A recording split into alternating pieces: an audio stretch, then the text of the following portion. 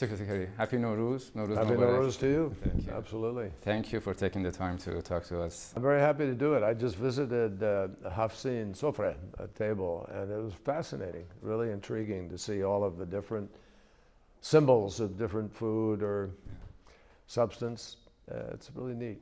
I've seen it before in probably Vanessa's home, your son-in-law. Yeah, no, when he got married, they had a table at the wedding. Absolutely. So we saw your Nowruz message. Do you have anything to add for our viewers? Well, we really do wish the people of Iran and all people of Iranian descent a very happy New Year. It's a joyous time. It's the welcoming of spring and the New Year, and it's a renewal.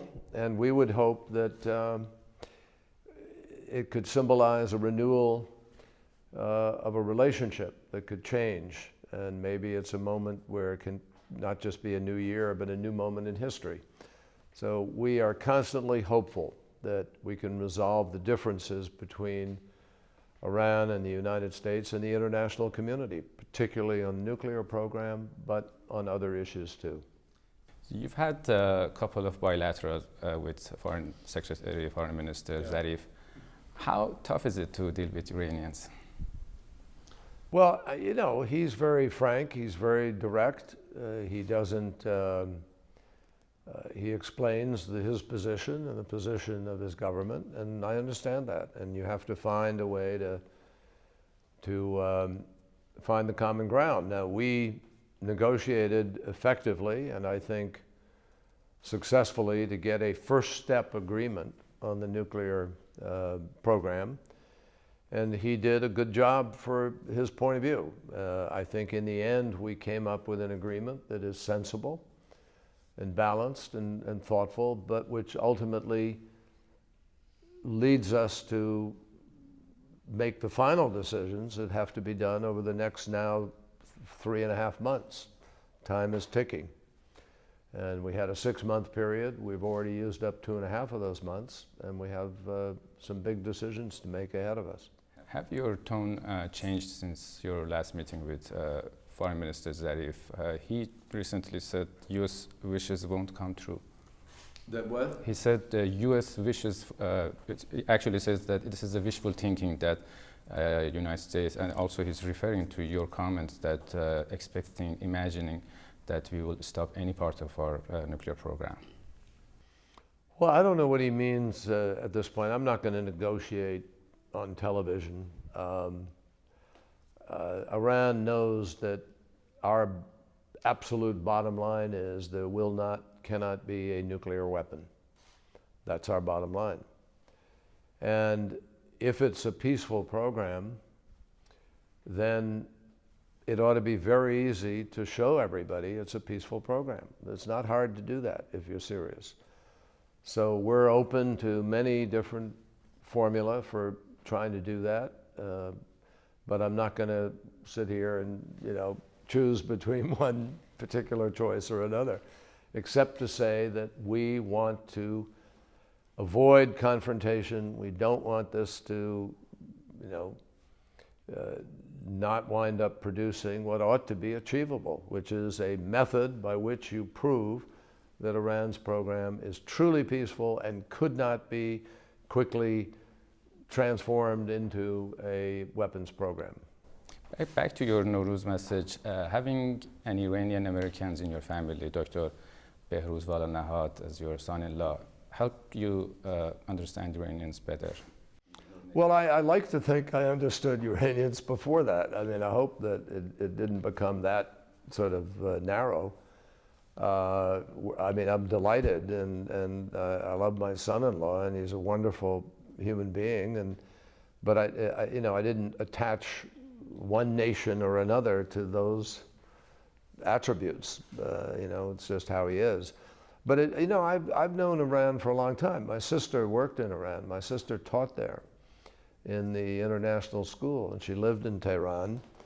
And she left, unfortunately, very quickly in 1979. She had to leave. She was on one of the last planes getting out.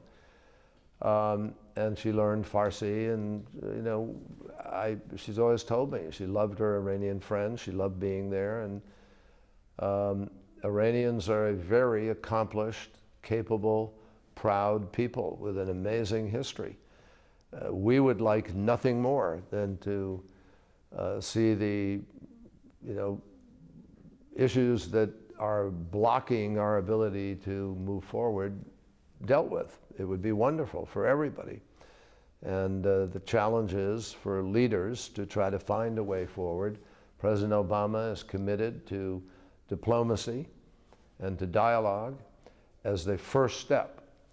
But, it's really up to the regime. It's up to the, Supreme Leader and the other leaders, President Rouhani and others, to make a decision about what they are willing to do in order to to answer the questions of not just America. This isn't about America.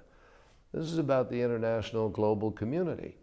The United Nations has passed resolutions which put restrictions on the nuclear efforts of Iran and ask for the answer to certain questions. That's what we need. And I don't think that it should be that difficult to be able to answer those questions. You recently, in a hearing in Senate Appropriations Committee, you said there is some very tough decisions the Iranians are going to have to make, very tough, in order to meet the international community's standard for certainty as to the peacefulness of this program. What are those tough decisions? Well, again, I'm not going to go into all of the decisions because that's really for the negotiating table. But clearly, you have to ask a question why you need a secret facility underneath a mountain, in order to do your nuclear activities. If it's secret, Fordow, yes. If it's secret and it's hidden and it's under a mountain and all of that, it raises questions about why would a peaceful program need that? How many centrifuges do you need? How much enriched uranium do you need for medical research or for other? These are legitimate questions. So the answers to those questions will require some effort by the Iranians to have a program that is like other programs in the world where you have restraint and you have limits and an understandable practical application of whatever it is you're doing. That's what we set out in the interim agreement. The interim agreement specifically says that there would be, limits and there has to be a practical application that is undertaken here. So again, that's all part of the negotiation, and I'm not going to go into any of those details now, except to say that we think it's achievable. We think, of course Iran has a right to a peaceful nuclear program. We're not suggesting they don't. But it has to be one that meets the international standards of accountability, transparency, and restraint that exist in other programs in the world. The Supreme Leader, speaking of leaders, the Supreme Leader Khamenei, his fatwa is actually being mentioned again in the President's Nowruz message, still says Americans are not trustworthy. How important is his fatwa, in your opinion, the nuclear fatwa? Well, I have great respect for a fatwa. A fatwa is a very highly regarded message of religious importance, and when any fatwa is issued, I think people take it seriously, and so do we, even though it's it's not our practice, but we have great respect for what it means. And but the trick here, the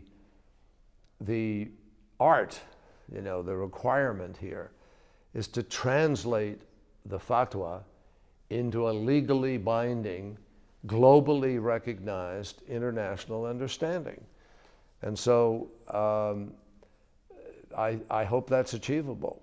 And I think it's a good starting place. And President Obama and I both are extremely welcoming and grateful for the fact that the Supreme Leader has issued a fatwa declaring that. That's an important statement. But now we need to take that and put it into sort of understandable legal structure, if you will, that goes beyond an article of faith within a religious belief or process into a more secular process that everybody can attach a meaning to.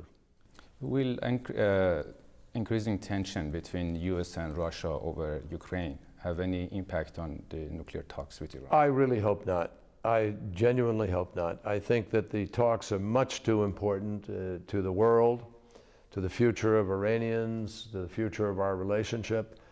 I think Russia has a profound interest in seeing it resolved, the questions about the program. That's why Russia is part of the P5+1 effort, where everybody is in unity and agreement that Iran needs to show, like other countries do, what its program is all about. And Russia is very committed to that, I think. But you know that Sergei Ryabkov, the Russian diplomat, said it may, so they may have some impact on it. Well, they say that. I think we have to wait and see what happens. Let's see where we go in the next days. I don't think it's in anybody's interest to have this. First of all, it's in nobody's interest to have Ukraine made more dangerous by Russia moving troops or becoming more provocative. Secondly, it's in nobody's interest to have this grow rather than de-escalate. Thirdly, it is in nobody's interest to have other serious issues become the victim even further, like Syria, Iran, Afghanistan, where we've been able to cooperate. And we would like to be able to cooperate on these things. We are not looking for confrontation. We didn't ask for this, but we're not going to allow the law to be completely run over.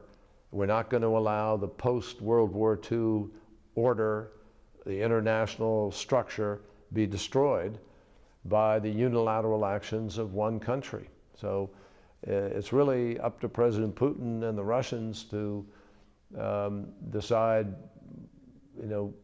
how they're going to proceed here. We're prepared to respond very, very strongly with additional serious sector sanctions if they continue to engage in illegal and provocative activities, like crossing the border of an international, of a country, and they're not respecting the sovereign territory. Thank you so much. Thank you. Appreciate it. Thank you. Good to see you. Thank you. All right.